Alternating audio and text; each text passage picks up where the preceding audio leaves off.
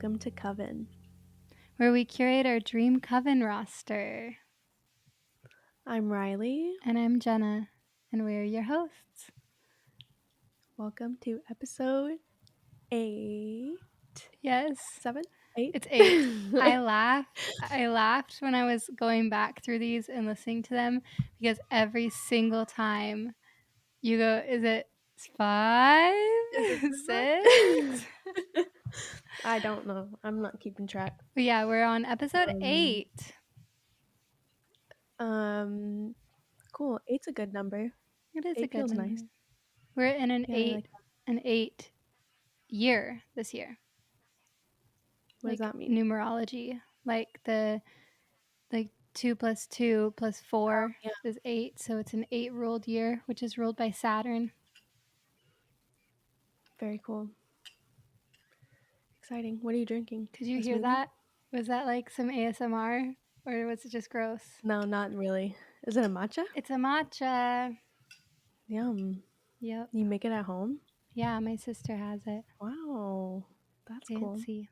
I'm having some Earl Grey tea because for once we're not recording at like 10 p.m. Yeah, I know. So I daylight. kind of like recording during the day. Me too. It just I doesn't feel end like I up have a lot working more that way energy. a lot of the time. Yeah. I mean, yeah. Mostly because I never have my shit done, but I had my shit done today. Hell yeah. Yeah, I'm technically working right now. Don't tell my coworkers. I'll cut that part out. No, you can leave it in. They don't listen. Okay, I'll leave it in. What was I gonna say? Oh, I had such a good day today. I just went to a river and read my book, and nobody was Ooh. there, and it was beautiful out. It's like 78 degrees today and sunny. Damn. In Austin. Dang. So It's like 55 and cloudy. yeah.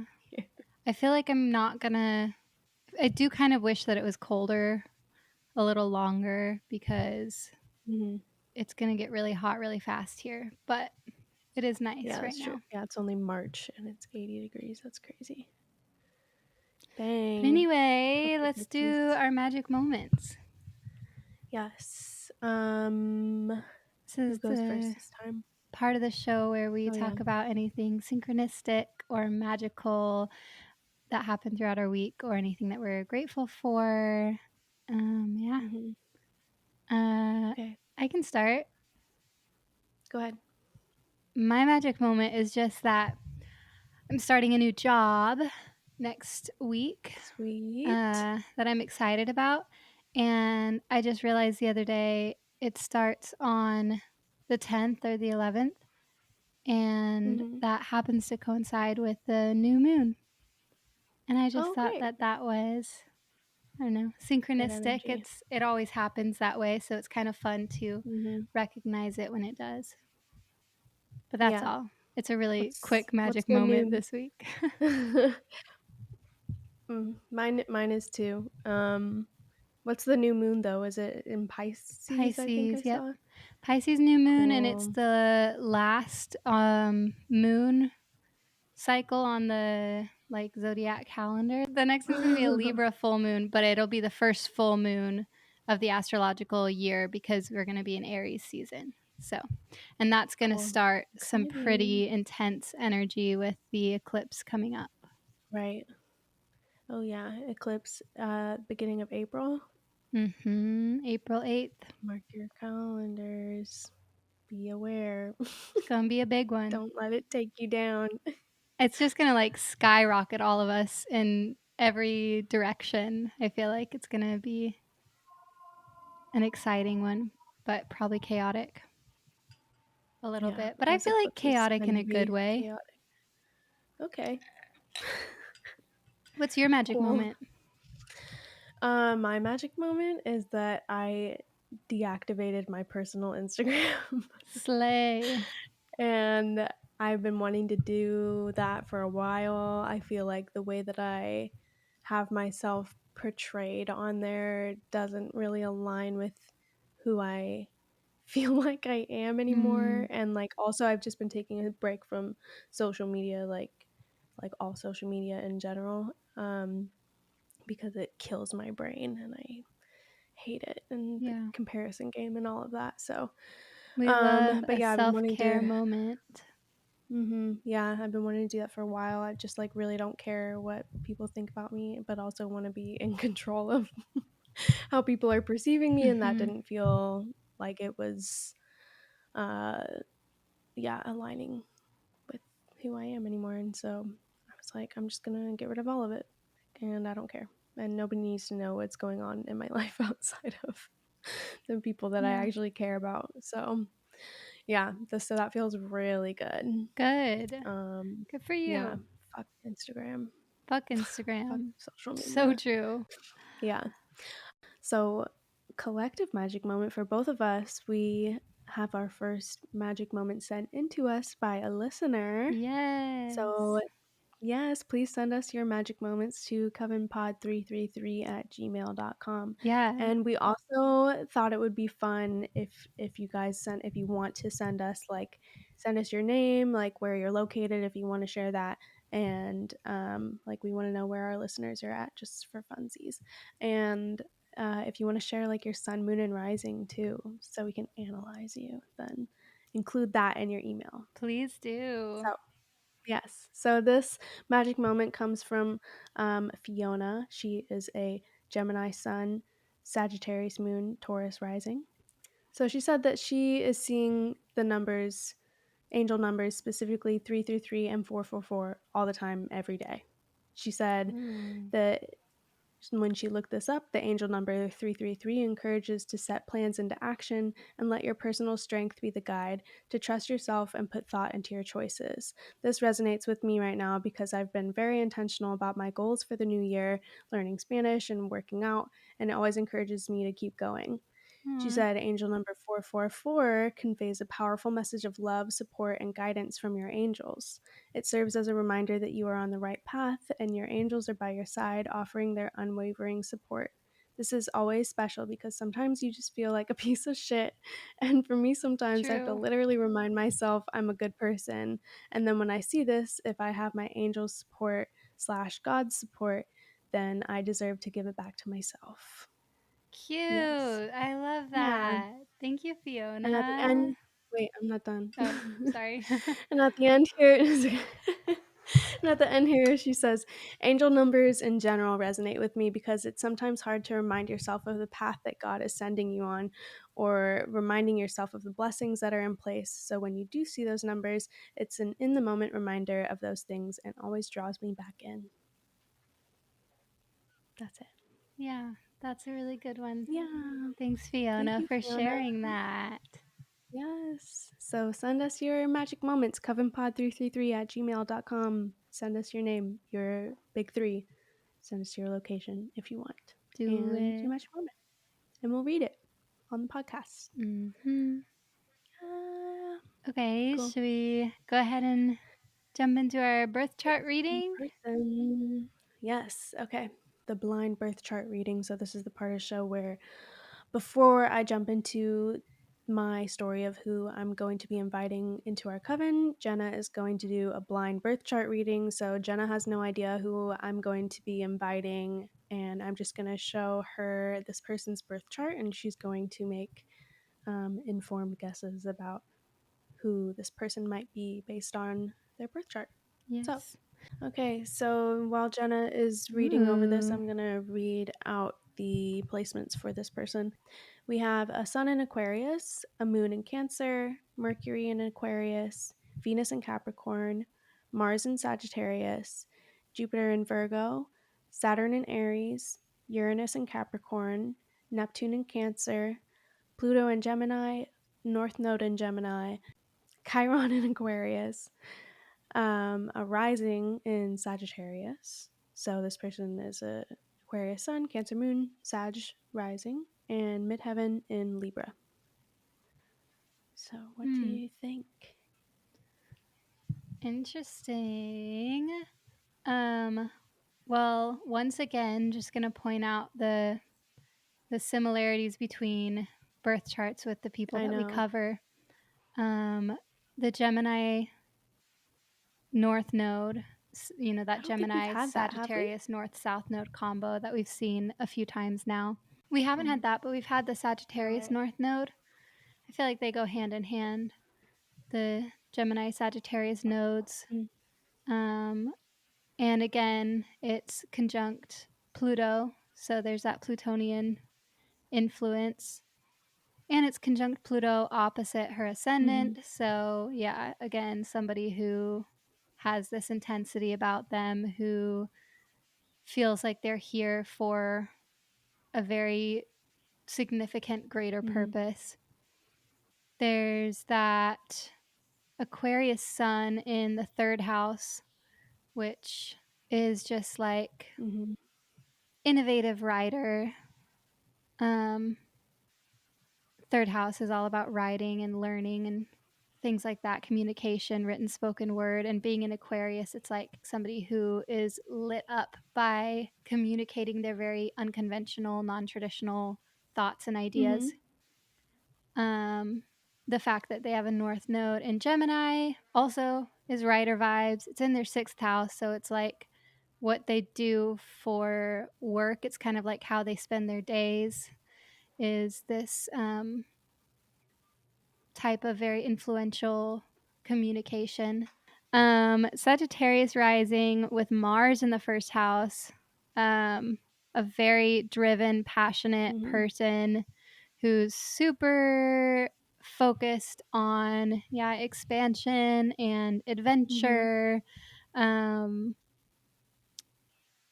yeah, with, let's see, Venus with Uranus in the second house, opposite Cancer moon. Venus opposite moon. Mhm.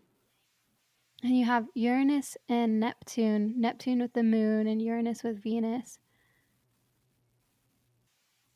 I mean, it seems like a very like headstrong, like willful personality, because Venus, or sorry, the moon with Neptune and Mhm. Cancer is obviously, and in the eighth house is obviously very Mhm. intuitive. Um, it's also like moon in the eighth house in Cancer. I'm like mommy issues for sure. This might be the Um, most accurate blind reading we have had so far because you are absolutely reading hell her for yeah. filth. Like, this is like this Hell is fucking yeah. next level. I'm like, "Yep, yep, yep, yep, okay." Okay. Okay, cool. So mommy issues for sure. It's also just like somebody who really is focused on and dreams of that like close connection with someone, Mm. but maybe just feels like she can't ever have that because Mm. Venus Mm. conjunct Uranus in Capricorn is like, it's almost like her work and what she values is going to come first no matter what, and she might have relationship experiences that shake things up and things that are unpredictable, that kind of like her relationship experiences might be kind of intense but also like end in sudden ways. And so, and in relation to her work, it might help her work or it might help her career or just like her own personal values, Okay. but it's in a direct contradiction with her desire to like belong and like belong to Yeah. someone. Like she can never quite belong to someone because there's always something else that comes Mm. along and kind of bulldozes it away. And yeah, it's kind of like paving the way for her to do this like greater Mhm. work that she really needs to I would say focus that on. that's definitely accurate, not Yeah. in a traditional sense of relationship, but every keep in mind everything that Mm, you're saying because I think it is directly, like, applicable is that the right way to say that? Applicable to, yeah. like, a big part of her life that's just not Hmm. like a relationship with not like a romantic relationship Yeah. in a traditional sense, but definitely Yeah. has to do with, yeah, a big, transformative part of Interesting. her life, so, yeah, I'd say you're Interesting. Also, the go last ahead. last thing I'll point out is the midheavens actually in Libra in her Mhm. 11th house. So it kind of actually does take on some Capricorn rising qualities of like the success in like social Hmm. networks. Because a midheaven in Libra is usually somebody who's just really good um, networking. It's really, really good, like really Hmm. charming with people, Hmm. somebody that people generally enjoy being around and feel like Hmm. they can connect to or talk to, and they want to be around. This person is just like friendly Yeah, and interesting. I'd very say charming. that's true maybe in certain circles for her, very specific circles, but for the most part, she was actually known as being very intimidating. So, but yeah. Interesting. That makes sense. So, Okay. Do you feel ready to dive in or do you have any more notes? Okay. no, I I think usually I'm take ready. notes on the person's birth chart, like while I'm doing, just in case I have like anything to add. And for this one, I made no notes, and you just Hmm. made up for anything that I could have possibly added. So we're in a Amazing. really good spot. I'm so excited to hear about Okay. it. So this week, I am inviting to our coven French philosopher, activist, and mystic Simone Weil. Oh, oh, interesting. I Do you haven't heard of have her. you heard of her? No. Ooh, okay. But So dude, this was okay, sorry. go ahead. Okay. My person for next week is French. And so you said Ooh. French and I was like, And you're like, I know, because you were scared that I was gonna do someone that "Uh-huh." you were doing too. Yeah. But, and I already forgot. I think you told me who it was, but I already forgot because No, I just I found this told you. person actually. Oh, okay, okay. Well, yes, I'm very excited. This person was recommended to me by my coworker that I was just in San Francisco with, and he told me about her, and I was like, "This is the perfect person. I am stealing this, and Ooh. this is who I'm going to cover next week." And then, yeah, as I started looking into her over the weekend, I'm like, "Oh my god, this is insane." I'm so And excited. yeah. Yeah. Okay. So, as always, all of our sources, all of my sources will be noted in our show notes. But I got most of my information from an article entitled The Enigma of Simone Weil Mm. by Katie Tobin from Verso Books, which I feel like really just fits with her birth chart in a very funny way with all of her Aquarius and everything. And like, Mhm. yeah, she really is an enigma. Mhm. Um, and I will say there are a lot of resources that analyze Simone's works, her philosophies, and I'll do my best to give like an overview because she's a very complex person. But I'll kind of just be focusing on like things that happened in her life and things that I found that I think make her an interesting addition to our coven. But yeah, there's a lot of analysis about a lot of books that people have written about her that that can go way more into depth about all of the terms that she uses if you're like really into philosophy and want to get into all of that. But Interesting. I'm I'm not going to do that. excited. But yeah, her and yeah, okay. I'm always getting ahead of myself. Okay. Okay. We're going to start at the beginning as we always do. Okay. So, Simone Adolphine Weil, and this is Weil. If you look up Simone Weil with a V, that's the French, like former European Parliament president or something like that. Not the same person. Okay. Simone Weil with a W was born on February 3rd, 1909, to a secular agnostic Jewish family in Paris. Her Hmm. father was a doctor of French Jewish heritage from Alsace Lorraine in modern day eastern France, and he moved to Paris when the region was taken over by Germany in 1871. Her mother was a Russian Jew, so she was born in Russia but grew up in Belgium.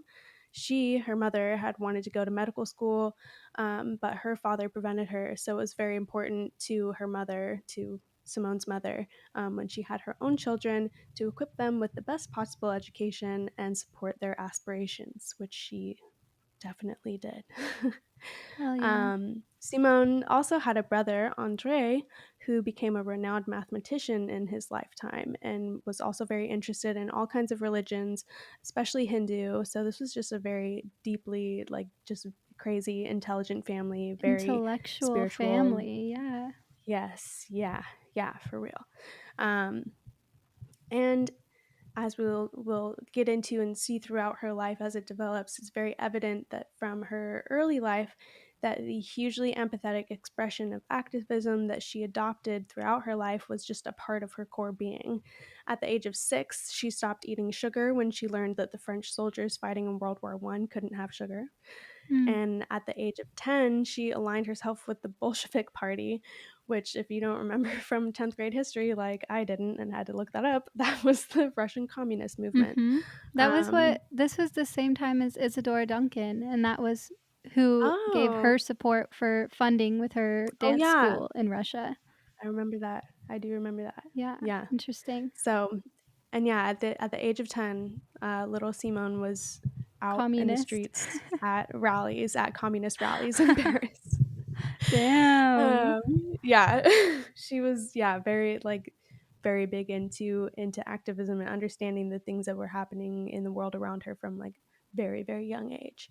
And also just, like, lived through World War One, lived through, like, all of this conflict, like, Mhm. throughout Europe and stuff like World War One and World War Two, like, just insane amounts of, Yeah. like, global events, And World War that she just One couldn't ignore. World War One in France, was, like, really bad.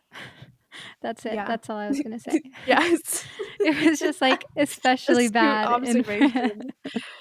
Yes, it It was really, just really was. really yeah, so that's a crazy time to yeah, Yeah, be an activist that in that area of the yeah, world, so and a child, and just, like, yeah. it's obvious that I feel like her parents were probably of the vibe that they, like, treated their children like adults and were probably just like, "This is what's happening in the world." Mhm, And yeah. so she's just from a very young age learning of all this, like, probably likely, I'm just assuming this, but, like, learning of, like, just horrific things Mhm. happening in the world, and she was just, like, deeply moved by everything that was happening and was like, I like, how am I supposed to live this, like, privileged, comfortable life when other people are out there suffering? And that's a Yeah. theme that just sticks with her throughout her life. So anyway, um, also interestingly, it was at the age of 10 that her and her brother learned that they were of Jewish heritage. So her parents had hidden that fact from them until they were older.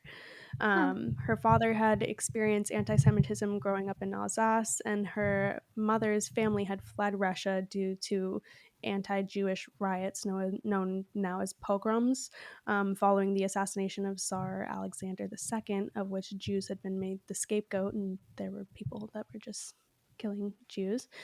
And so her parents were just eager to assimilate into their bourgeois intellectual society in Paris and try to limit the amount that their heritage influenced their children's opportunities. So they weren't upfront about the fact that they were Jewish.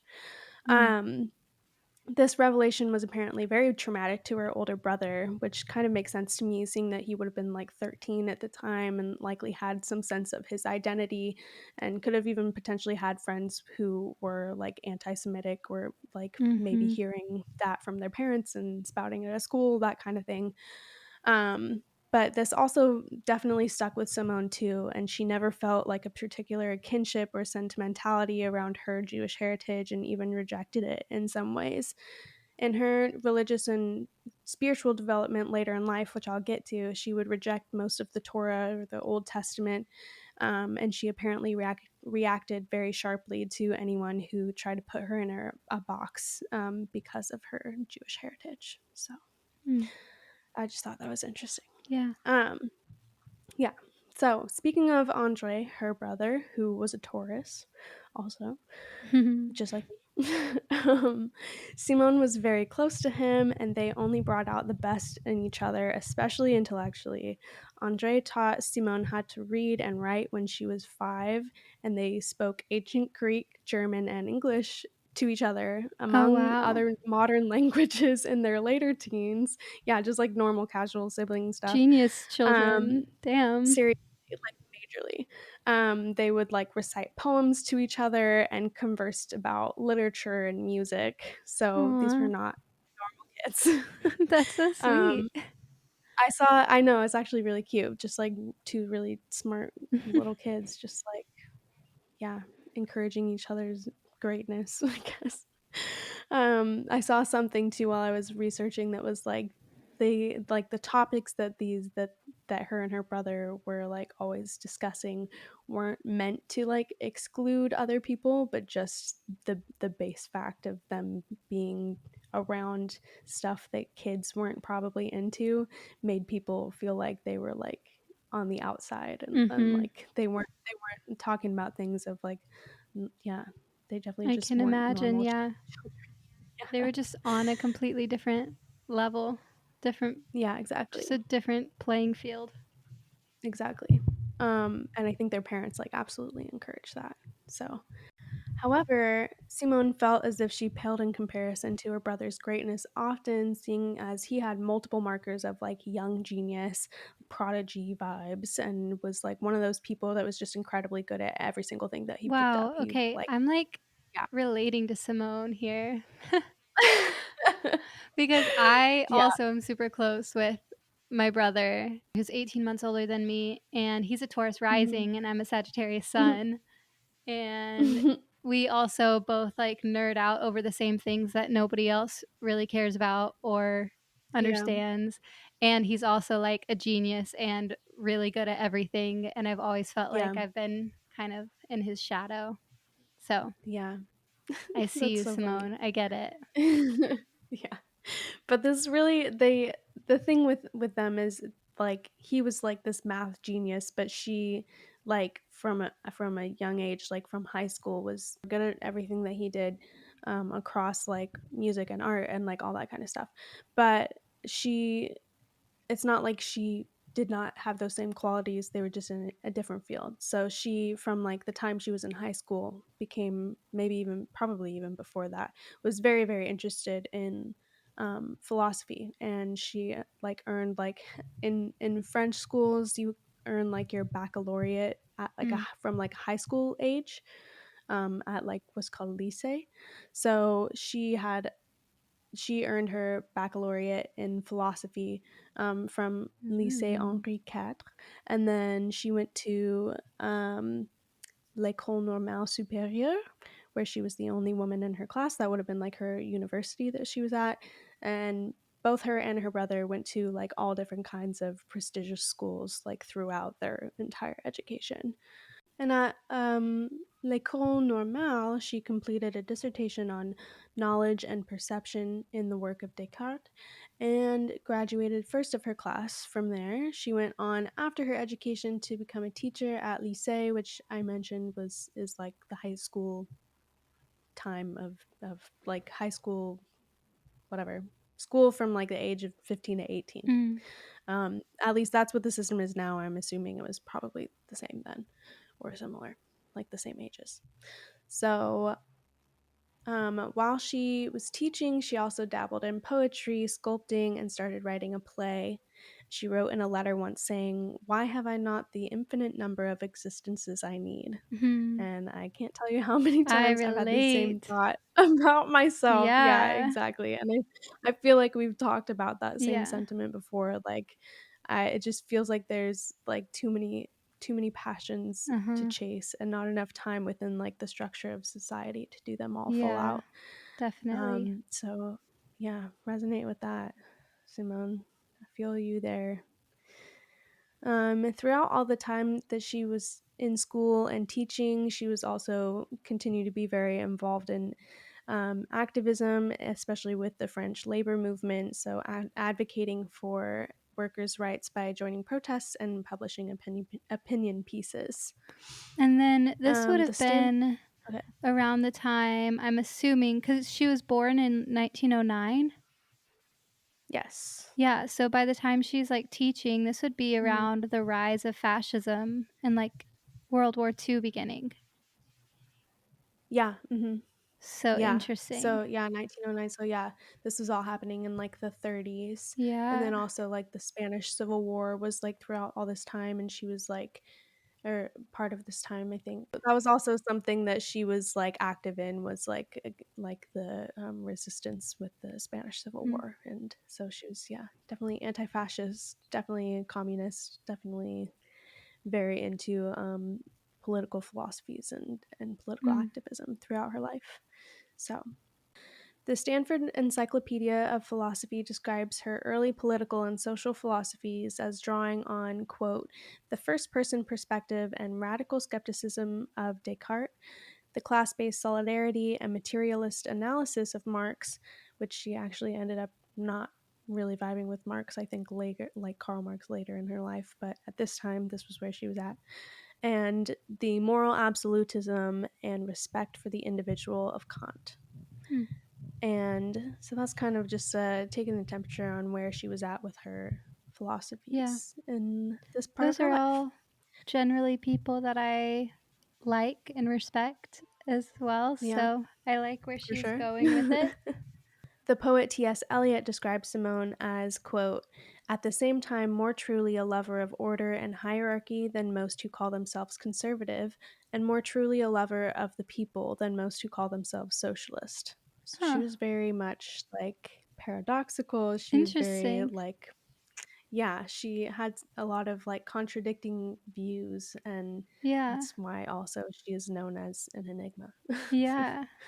That is interesting. um, yeah, and I like that the way that that is Yeah. the way that that's just like worded, and I feel like is just so true given her upbringing, and also yeah, just how that's characterized like later through her life, like more truly a lover of the people than people who call themselves socialist, I think. Yeah. Just very extreme, very intense, as you said in Yeah, and your first very chart reading. unique views. Aquarius Mhm. love to be the only Mhm. person with their Who with yeah, their who thinks thoughts and with their they think perspective on yeah, things. absolutely, and that's totally how she was. So at one point, she got a job in a car factory to fully experience and understand the conditions of the working class and see the way that their jobs affected their lives and well being. So she Good just for put herself her. in the trenches. Yeah, right? She's like, I am privileged and I want to see What it's like like. what real life is like. Yeah. Yeah.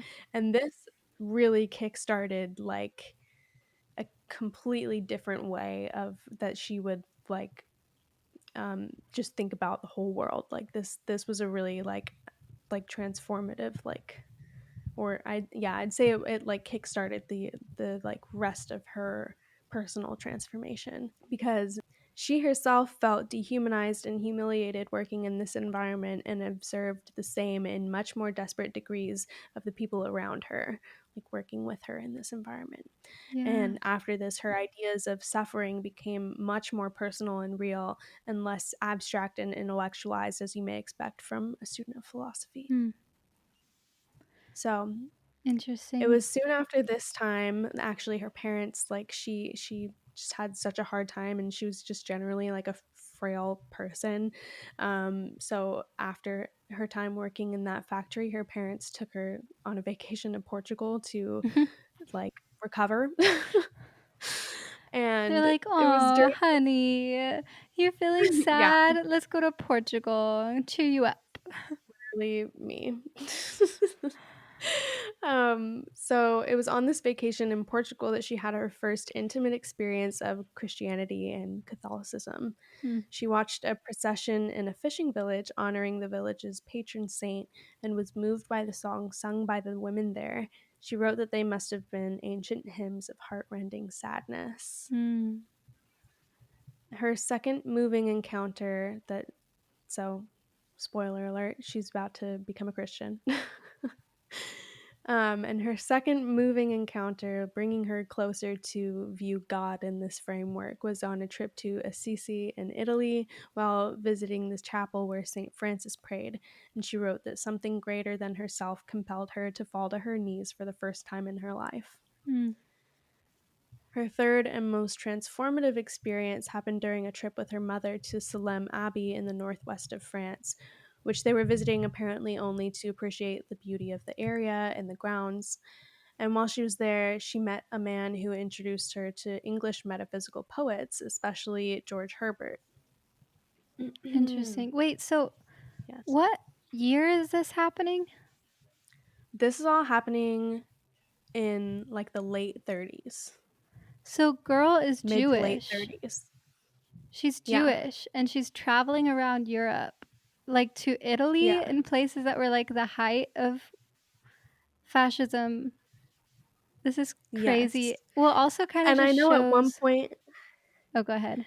I know at one point she literally went to Germany to, like, see, like, I think it was in maybe in the early 30s. Like, she went to Germany to see, like, what was happening to, like, for Nazism to rise in Yeah. Germany. She was, like, curious about that, so she And traveled to Germany and went to saw.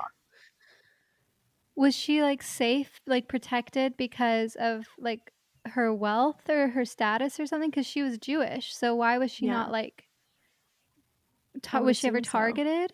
Do we know? I don't know, and then also just the fact that, like, it seems like her family was kind of able to hide the fact that they were So Jewish. they maybe just, like, didn't. I don't know how exactly, but it seems like they kind of flew under the radar, and as we'll see very soon, like, they got out of France, like, just in time. Yeah, So, yeah, so she was never affected directly by, very interesting. yeah, by that, and yeah, so but yeah, that's a good point. I don't know how exactly she was able to, like, do this stuff Yeah, and, it like, sounds be like, okay. life is just kind of like, "Oh, whatever." Meanwhile, it's, like, the midst of Yeah, World War II in this crazy, yeah. Well, this crazy is, time like, and yeah, place. this was, like, mid to late 30s, so none of I think I guess the the real Holocaust as we is collectivize that, like, all of those events, all of that tragedy was I think that started oh my god, I know it was the this is, like, 40s, but literally it was really just because yeah, The US didn't get involved until the 40s, but it had been going on through most of the 30s. yeah, for sure. I think um, like, this is literally, like 10th grade history stuff that's back to me.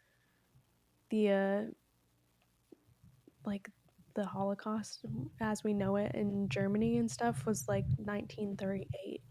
Mm. So this was, like, literally all right before that, and she was in France. She would have been in France Yeah, so during not, this time. like, in the Yeah, and, yeah, I think Italy I think the Portugal trip was, like, 1934, and, like, Italy would have been, like, maybe 35, 36 Yeah, and that that's this was crazy happening. because Italy was Mussolini, which Yeah, true. was where, like, yeah, like, Hitler and Mussolini were buds, and, like, that started Mhm. quite a bit Was there the before. same level Yes. of, like, stuff against Jewish people in Italy Yeah, happening? Mussolini was, like, one of the key points in fascism. Um, Mhm. so he had. Fascism isn't just Right, but anti-Semitism at the and time, killing Jews. it centered around but at the time, it centered around like, they were using Jewish people as, like, their, target for their Scapegoat. attacks, Yeah. but, yeah, that would have been a really dangerous time, so I'm curious how that would have gone down for her. That's super interesting. Yeah. Yeah. I'm banking on it's probably because they were kind of able to They were, like, higher seem like they weren't society. Jewish or whatever. Yeah. Yeah, that And then too. yeah, and then also money and stuff. So, yeah, that's a good point though. Um okay, back to her time her transformative experience in Salem. So, this man introduces her to English metaphysical poetry, especially George Herbert. Herbert's poem entitled Love really stuck with her. She memorized it quickly and recited it to herself frequently while she was on this trip. And while experiencing a headache or migraine, as was very common for her, she's reciting this poem to herself over and over. And while she's reciting this poem, it goes away. Her Mm, migraine goes away. And she had her first mystical experience and wrote, quote, "It was during one of these recitations that Christ himself came down and took possession of me." hmm. And I'll read the poem to you if you're interested. It's quite Yes, lovely. please. Okay. Love bade me welcome, yet my soul drew back, guilty of dust and sin.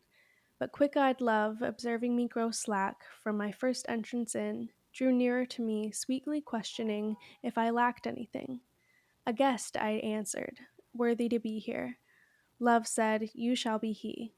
I, the unkind, ungrateful? Ah, my dear, I cannot look on thee. Love took my hand, and smiling did reply, "Who made the eyes but I? Truth, Lord, but I have marred them. Let my shame go where it doth deserve." "And know you not," says Love, "who bore the blame? My dear, then I will serve." "You must sit down," says Love, "and taste my meat." So I did sit and eat. Mm, Yeah. that is pretty. I think I read that when I was it felt really familiar when I read it. I think I read it while I was at Bible college, Mm, which would make sense. So, yeah, that's the poem that brought her to God. pretty. Yeah. So, though what initially drew her to Christianity and Catholicism was the concept of justice, on her like trip to Portugal, she kind of had this revelation that like Christianity was like the religion of slaves historically and like the working class, Hmm. and she felt like like this like working class or slaves needed Christianity and Christianity needed them, kind of like that Hmm. framework just like worked for people, I guess. Interesting.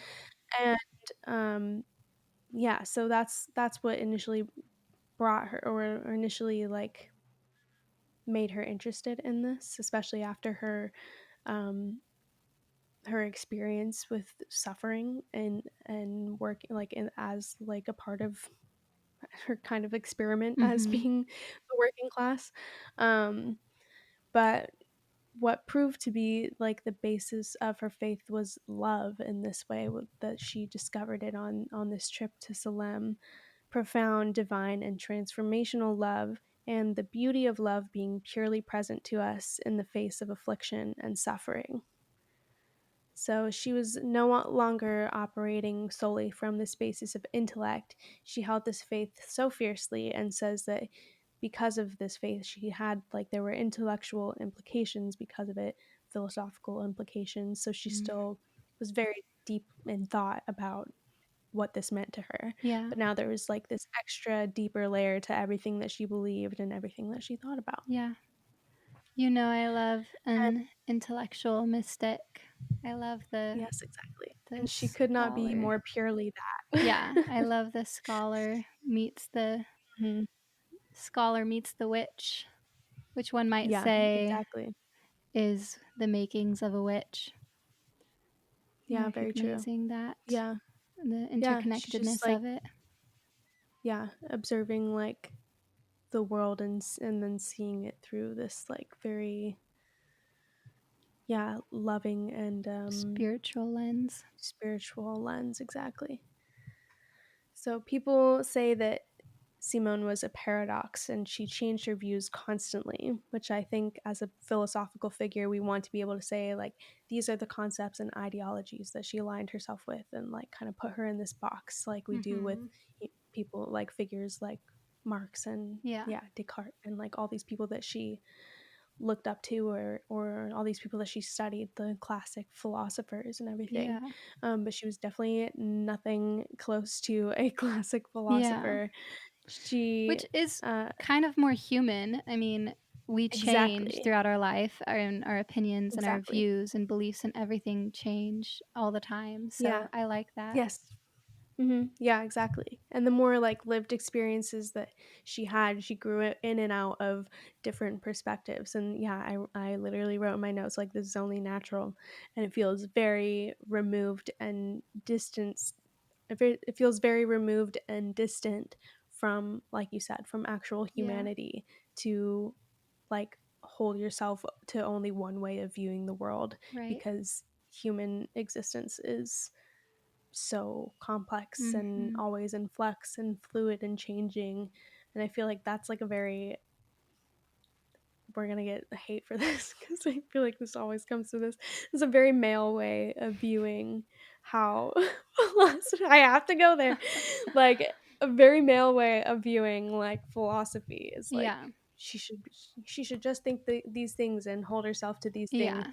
To go Mm, deeper than that with the like that's a male way to view philosophy. yeah. Um I mean, if we want to look at like the masculine feminine like energy types, archetypes, the masculine is that rigid structure, like Yeah. form energy, and the feminine is that like Mhm. fluid, ever evolving, changing life force. So Yeah, for sure. it makes sense when somebody's like only embodying the masculine energy or more dominantly embodying the masculine energy and not embracing the feminine, that it would be more of this like stagnant kind of stuck structure. Yeah, And for when sure. somebody's embodying more of like a feminine presenting energy, it would be more of this Mhm. inflow and flux, Yeah. free form. And that's what I'm thank you for putting it that way, because that is what I meant by saying that. And don't clip that as a soundbite for our TikTok, because everyone will be mad at me. For the views. Everybody has masculine, Um, everybody has feminine. It's just exactly. if you're imbalanced with either, it's going to result Mhm. in things that aren't super healthy and great. Yeah, you right. Okay, so continuing on in her life as she deepened in her own version of the Christian faith, really she just kind of adopted the values that resonated with her and left behind the things that she didn't like, like not liking the Old Testament, and like there was like some she had like I remember reading in my research like she didn't like the Catholic idea of like if you weren't baptized then you just go to hell. Mhm. So like babies who weren't able to be baptized just go to hell, like she wasn't cool with stuff like that. Yeah. um but part of the things that or one of the things that she did adopt, which she has in common with our many of our other coven invitees, was living in a way with few means, in the way of asceticism. Our new favorite word, asceticism. Mm. Our new favorite And word. yes. Did she wander around um, naked? no, I don't think she did. I think she'd be terrified to do that. Dang. She A was little bit definitely more not. conservative. Completely. She was not into this is something I noted later, but, like, she was really scared of not scared of, but, like, she was really super not into physical touch. Read at one point that she was nicknamed, like, the Red Virgin because red being, like, communist, and, like, she was just, Mhm. like, extremely moral in Huh. certain ways and was very it's I think she was not tapped into this is this is a first for the Yeah. coven, but she was not tapped into any kind of like sexuality or sensuality at Yeah, all. like It doesn't seem. sexual And so, liberation. She did have yes, her Virgo in Jupiter, which was the same as somebody. Was it Jupiter and Hildegard? Virgo. Yeah. Was Ooh, that's a good. Hildegard Jupiter in Virgo? Should I pull it up and see? I could Sure. pretty easily. Could Yeah, figure it out. I Because know the because literal Jupiter nun, in but she Virgo, was the sexy nun. So yeah, Jupiter in Virgo is that like purity kind of yeah. centered person. Mm-hmm. And her Jupiter, this Simone's Jupiter is in her 10th house. So it's her Jupiter in Virgo in her 10th house of like how she presents to the world. So it makes sense that this like strict, rigid kind of Mm-hmm. morality. Yeah, for sure. No, Hildegard's Jupiter's in Taurus. But she was a Virgo sun, Virgo Hildegard's rising, Jupiter's Virgo in Taurus. Venus. Is that what I said? What did I say? Yeah, I remember Yeah. that. Virgo rising. But I feel like there was somebody else recently that we did who had a Virgo Jupiter, Let's but see if whatever. I can find. Where Anyway, were we? Oh yes, the asceticism. yeah. Um, so when her family was eventually forced to leave Paris as it was occupied by the Nazis in 1940, she moved with them to Marseille in the south of France. But she did not live with them. She worked on a farm of a philosopher named Gustave Thibon, and she could have like lived in his house with him because she was like part of not like with him in that way but like with his family, and like been more comfortable because she was like of the society philosophy and all that. But she chose to live in a hut on the grounds instead because she didn't want to be comfortable. She And said, while she was working the grape harvest that fall, she always carried around a copy of Plato's Symposium and taught it to the other laborers that she worked with. And I wrote, never not hmm, teaching, which is why I'm pleased with that Sag yeah, rising. yep, for So, sure. Sag yeah, rising definitely. and the Aquarius third house. That's like For sure. always wanting Yes. to just like share ideas. Yeah, definitely. Also, her Sag rising makes her Jupiter her chart ruler, and her Yeah. Jupiter in her 10th house again, those Jupiterian themes of like teaching and spreading knowledge. Mhm. Um, Mhm. and that's kind of what she presents to the world, how Yeah, people see her and her role in society. definitely. And also all this time too, she's writing, she's publishing things under pseudonyms. She's like she has multiple books and like collected works that she had published like throughout her life. And then I talk about it like in the next paragraph. But like she had just tons of journals too, and those were published like after she died. Um, anyway, I'll get into that. But so, yeah, because she has a lot of placements that align with her just being a writer and someone who Hmm. shares her ideas, and she was doing that constantly throughout everything. So, Okay, why is that like kind of a dream of mine too?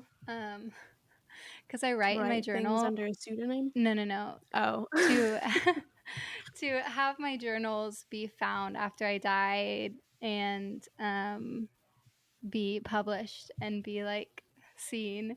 I write in my journal all the time, and I've always had I do the not want that. really.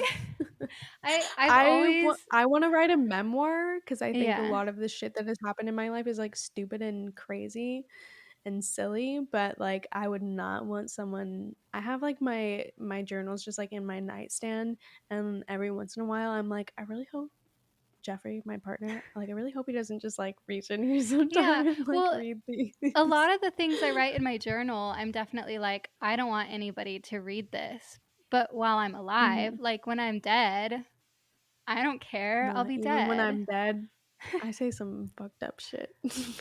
But that's like, I think that's I'm what's judgy. so, but that's what I think is so interesting about it. Is like everybody has some Mm, fucked up shit in their brain, and to read it in a thing like a journal, I don't know. I think there's something really mhm. beautiful about it. So I've always had that in the back of my head of like maybe after I die, people will find my journals and want to do something with it. Well, noted. Let me know where you leave them, and if you die before me, I'll publish them for you. Thanks. You're welcome. What are True friends for? friend. Also, as I had mentioned, like she's in Marseille. This is like really height World War II. She is now focusing her activism on undermining the Nazi cause and contributing to, I don't remember the two things. Is it the ally? The ally cause? I think There's the so. allies and then the something else. The Again, Axis, 10th grade right? is that it? The That Axis sounds right. powers and the Allies. Is I think that that's right. I'm This has definitely been pulling that brought from to like you. 10th grade No, history as well. literally. 10th grade history. Like, shout out to Mrs. Travers' world history class because that's the only way I know any of this stuff, but I don't remember it. Sorry. Yeah, so she's focusing on, anti-Nazi stuff, the other Yeah. side, The other contributing the to the good side of World yes. War II. Distributing anti-Nazi literature. She's visiting prison camps. Even at one point, she was arrested for her work with the resistance because France is occupied during this time by the Nazis. So that's what she's doing during this whole time. At the same time, I mentioned she is always writing. So I really, and at this time too, in while she's in Marseille, is like uh, she's writing a lot about her, like, I put her theosophical insights because that's our Mm. other new favorite word, and that's the Mm. right word. So she's writing a ton about what she believes. I really want to be able to go into everything, but there is just so much. It would need to be like a 3-part episode. But like I said at the top of this episode, there are lots of like films, like documentaries, and so many books, so much like so many resources online, and you can also just read her own writing. So the journals that were published in English, it's called Gravity and Grace. They were published after she died by Gustave Thibon, the philosopher whose farm she was working at outside of Marseille. So definitely read that. I read just some little pieces of it while I was writing this, and it's literally just like one line about like kind of like just the like not a full sentence. It's not like reading dense like philosophical text. It's Mhm. literally like reading someone's journal who's just like thinking about Yeah. God and stuff. And so it's really cool. I Aw. really want to read the whole thing. Yeah, I wanna read that. Yeah, Gravity and Grace, La pesanteur et la grâce in French. Okay, French accent. Anyway, I know. I'm like, let me pull up my French for this episode. Anyone who actually speaks French is probably like, "Ew, what is she doing?" Sounds good to Okay. me. But okay, so I'm just gonna share some of the things that I love from what I learned about her. From the introduction of Gravity and Grace, Gustave Thibon, who was the person who writes this introduction, put in this like very beautiful distillation of these terms, gravity and grace. So I'm going to read that. Whereas gravity is the work of creation, the work of grace consists of decreating us. God consented through love to cease to be everything so that we might be something. We must consent through love to cease to be anything so that God may become everything again. That's just his little wrap Mm. up of those terms, and I liked that condensed kind of Mhm. way of, yeah, saying what she was saying. So, yeah, so she believed that the creation of the unit, she had like her own kind of version of a creation story or a creation ideology. She believed that the creation of the universe was born out of God's sacrificial love, shown through the abdication of the throne, as she kind of says, and Hmm. the lessening of the God self to allow for something lesser than God to come to be. Yeah, interesting. Yeah, right? I don't think I've heard So, that really before. yeah, I don't know that I have either. I think it's really interesting. It's like, well, I guess maybe sort of on the level of like, um, yeah, God kind of like, I feel like I've heard it in the form of like God lessening himself through like having like the physical form through like Jesus. Yeah, And so like that was like God lessening himself to like come to our level for salvation and things, but not in yeah, the way the world was created by God kind of sacrificing his own level of godly. like authority to, yeah, to be able to Huh. like create something out of love. And like Yeah, she just has like a fundamental belief that we like because of that we are lesser than God, which interesting. makes sense in a way. Makes Yeah, sense in that framework. yeah, Um that's interesting. I'm like, I don't know if I yeah, necessarily agree with that, but I feel like I need to sure. read more about it because, yeah, Mhm. I feel like that's pretty It's different interesting. from a lot of the mystic beliefs, a lot of other mystics, what they Yeah. believed. Yeah, for sure. Yeah, I think so. Because yeah, like with Hildegard and stuff, it's like there is like a reverence towards God still, obviously, but she Yeah, definitely was like the divine is like within us, and I don't yeah, know that. I mean, I need to like read more of Simone's stuff to actually fully understand right, that if she believes that, but it seems like she doesn't necessarily have that same right, but belief. Like we are kind of maybe. like a reflection Uh of huh. like a lesser form of God. Yeah, Um, interesting. but yeah, so, but we're able, so like to Simone as a human to live and imitate God is to reflect this lessening of the self through renouncing autonomy and power, this process that she calls decreation, which is characterized by passive activity. This is like quote unquote passive activity and non active action, which Huh. she drew from her reading of the Bhagavad Gita, which is a Hindu Love it, scriptures. yeah. Yes. Yeah, so her and her brother were both, like, really into Bhagavad Gita and Hinduism, and both, like, learned Sanskrit so that they could read that in the original language and, like, actually understand what it was about. Um, so essentially what I gathered from these these terms, passive activity and non-active action, because they were, like, contradictory, is that Yeah. it's like a transcendental state of consciousness. Hmm. Interesting, So and that's, like that's mhm, that's that's interesting that her idea of God being like, creation being due to the sacrifice of God's authority and autonomy mhm. being like, that should be our reflection, and that's how we can be Mhm. godlike, is sacrificing our autonomy and our own authority Yeah, for the sake of the collective. yeah, Interesting. I'm gonna have to think about that and read some more of her yeah, stuff and figure out yeah. how She's I like, feel about that. that's her view of how you show love, basically, Hmm. which I feel like really does show in the way that she denies herself, and the asceticism aspect of her life, and the way that, like, hunger strikes and things like that. I feel Yeah. like that definitely shows up for her. So she practiced what she preached, Yeah. basically. So, coming to an close here.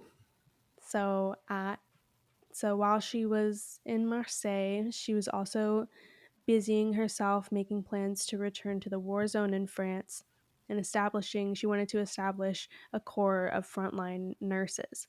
To be able to do this, she needed to leave occupied France and return, like, in a roundabout way. I don't really fully understand why.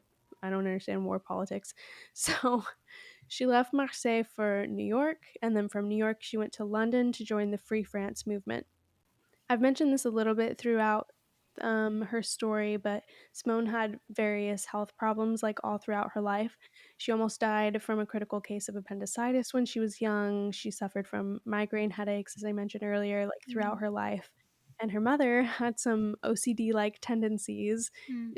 I'm saying that in a PC way. She definitely had full-blown OCD, around germs and food that Simone adopted as well. There's the And mommy as I issues. Yes, exactly. Exactly. Physical touch was very distressing to Simone, and because of these, like, the compulsions and stuff. Yeah. Oh, Um I bet this is purely speculation based off of her Sure. Cancer moon, but I bet that her mom didn't ever touch her if she had OCD like that. No, yeah. No, And yeah, she so it was her, like, dream, that Cancer moon in her 8th house with Neptune, it was, like, her dream to be just, like, held and touched and nurtured, but there was something in her that was like, "Ugh, can't Yeah, do it." yeah. No, that is actually true. Her parents did not kiss her or, like, give her any sort of physical touch, Mm. like, by the time she was 4 years old. Wow. That was, like, a documented thing that I read. Like, they, like, didn't allow other people to touch their children, and then they themselves, like, when they were toddlers, stopped, like, interacting Wow. with them in that way. Ugh, Yeah, she yeah. was touch So starved. yeah, but then she, like, herself, like, inherited some of these, like, obsessions and compulsions, Yeah. and just, like, fears around Yeah.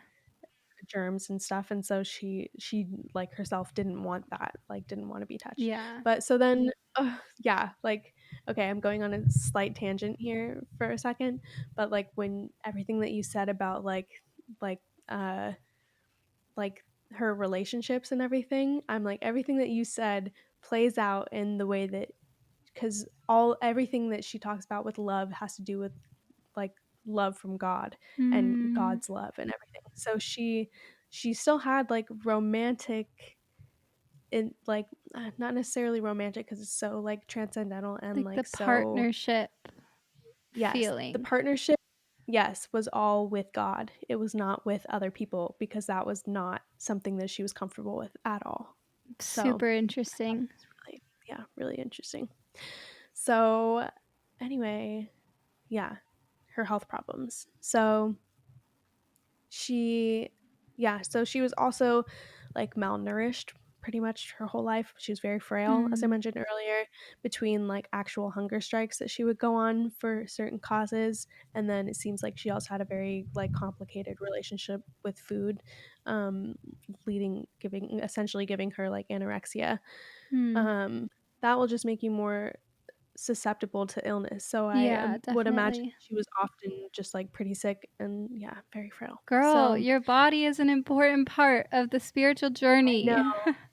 I know, I think that was the one piece that she was really missing, sadly. So, while she was in London, Yeah. this is 1943, she contracted tuberculosis, and at this time, I read something that was like, this was before the time of penicillin, but it wasn't, so I don't know what was going on, but it said, "At this Hmm. time, this was treated with rest and overeating," and she would not eat because food was linked to morality. This was during World War II, and she like, even before she became ill, she was, like, refusing to eat a normal amount because she didn't wanna be eating more than the people in occupied France were eating, like, out of solidarity. Wow. So, because she was malnourished, this caused her condition to worsen, and Simone Weil passed away on August 23rd, 1943 in Ashford, Kent in England at the Wow. age So of she 34. Oh my goodness. Yeah. So she So never she lived to see the end of the wars. no. Wow. Yeah. So she was, like, born into war and Died conflict in and, war. like yeah, that was just, like, her whole life was just, like, all of these just, like, crazy That's world crazy. events, and it weighed on her, like, so heavily and stuff, so Yeah. yeah. It would have been So so interesting to see her operate moving into the 60s and how she would yeah, have right? Yeah. played a part in that story. Mhm. I think it's also interesting to draw the parallel between, like, her dying at that age and, like, Jesus dying at 33 Yeah, I was thinking about and that that too. yeah, That yeah. seems to be, um, a significant age. Mhm, for sure. I know there is something in astrology that happens around that time. I remember in this book I was reading talking about it, but I can't remember Mhm. what it is right now. Something to do with Okay, Uranus. But there's okay. there's like there's like a significant transit that happens. It's like after your Saturn return, then there's like this Mhm, next blow that happens that kind of is really preparing you for morality or mortality, sorry, mhm, not morality. mm, yeah, super sad. When I first looked her up and I saw it was, like, born 1909, died in 1943, I was like, "What the fuck happened?" Because I was Mm, like I said, like, my coworker told me about her, but did not go into, yeah. like, like, any of that, was just, like, Christian mystic, she was really cool, whatever, Mm, and, yeah, so I see that and I'm like, "Whoa, what happened?" And, yeah, dang. some people say that it was, like, suicide in a way. Yeah. I don't know about that. I think it was just an unfortunate, like, combination of Yeah. being so sick and then just not taking care of herself enough, Yeah. so yeah, Man. so I know, really sad because but, I mean, she left us with so much incredible things to Yeah. like, not only, like, her journals, but also she has another, um collection of works or like a book or something. Let me find the title of it. I don't remember exactly what it's called. The Need for Roots was another, and Waiting for God. I read part of that too. Um, those were both like two really well that and then like Gravity and Grace. Those three were all published after she died. Mm. Um, and so we're still able to have like a we still got a lot from her even though she had a very short life and very heavy life, but Yeah. she yeah, I don't know, she still was able to leave a really big mark, and as you said in the birth chart reading, like that's what she came to do was, like, leave her mark, and she did. So, I'm gonna read a quote from it's like a quote within a quote, but whatever, from one of the articles, that I mentioned at the top and close us out here, get us to our wrap up. So, in Simone Weil, A Sketch for a Portrait, Weil's first biographer in English, Richard Rees, offers a speculative but compassionate outlook on her passing. As for her death, Rees writes, whatever explanation one may give of it will amount in the end to saying that she died of love.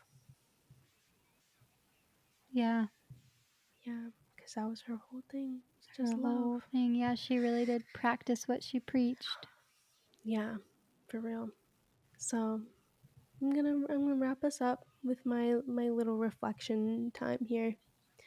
So Simone's journey from intellectual analytical philosophy student from an upper class French family to radical, compassionate, self denying, ever evolving mystic working through a worldly, cross cultural informed version of the Christian lens in her short but very full 34 years on this earth is beautifully perplexing to me. Many, if not all, people I have invited to our coven so far have had this emphasis in their worldview on love and divine love specifically. And Simone may be one of the best examples of that, at least like the most explicit, Mhm. because that was just her whole thing. But Yeah. so she lived through, as we've talked about, she lived through two world wars, plenty of other conflict around her, including the Spanish Civil War, labor movements, all of this like unrest through her entire life. And she was constantly in thought and reflection about everything that was going on around her. One article I read described her as having a heart that beat around the world. Mm. Anything she heard about anything going on anywhere in the world had a very profound and deep impact on her psyche. She embodied this deep empathy that she could not contain or compartmentalize, and it overflowed and overtook her physical body in more ways than one during her life. Her story is unique, I think, and tragic and beautiful, obviously.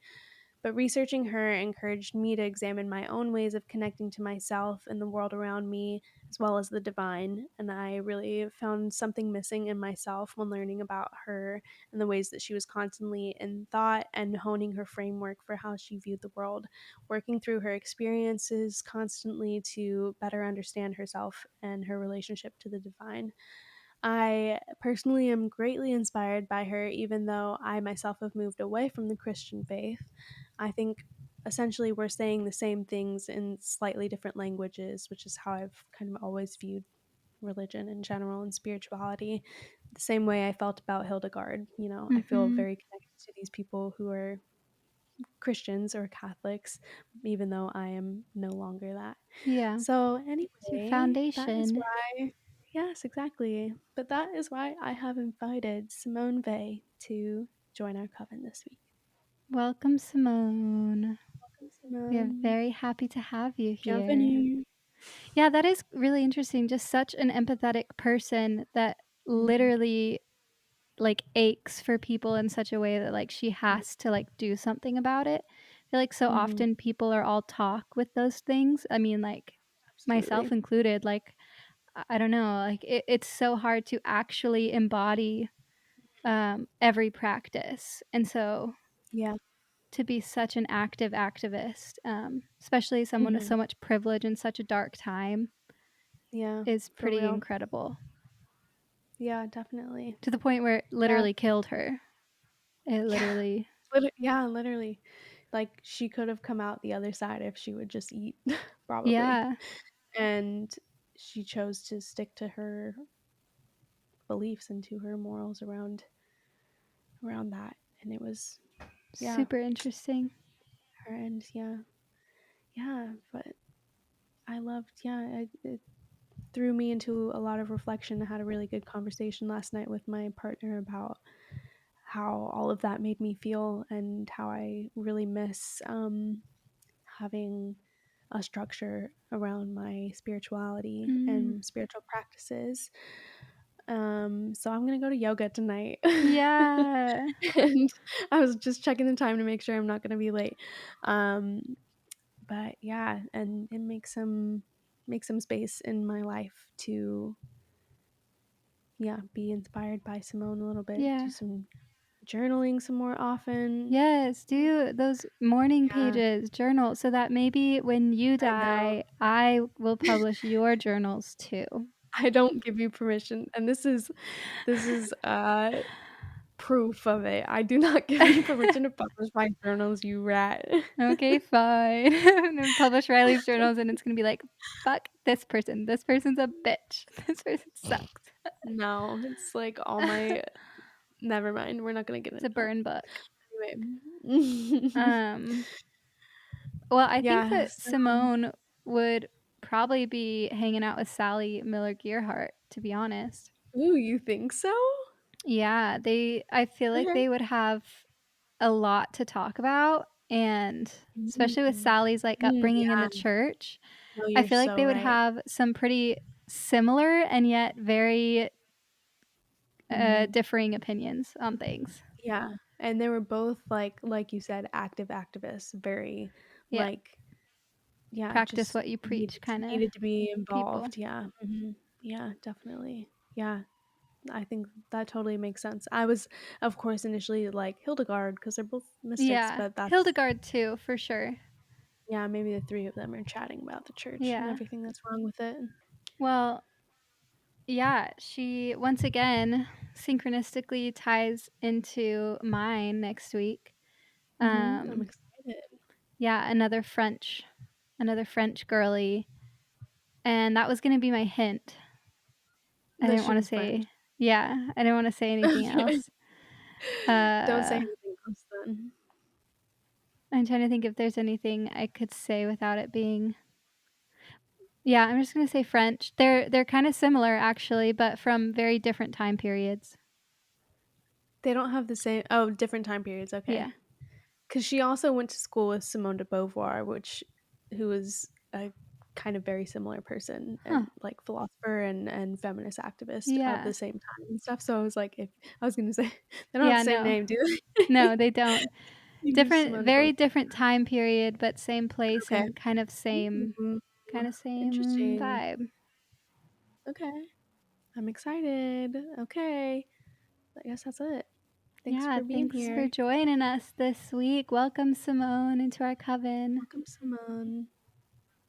Come Yeah. back next Send week. us, yeah, and in the meantime, send us your magic moments, your suggestions, your comments to covenpod333 at gmail.com.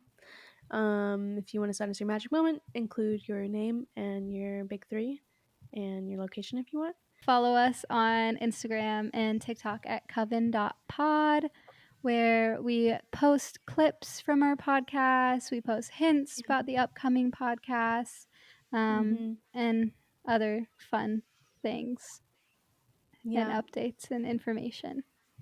Yes. Have a And great week. yeah. See ya. Bye.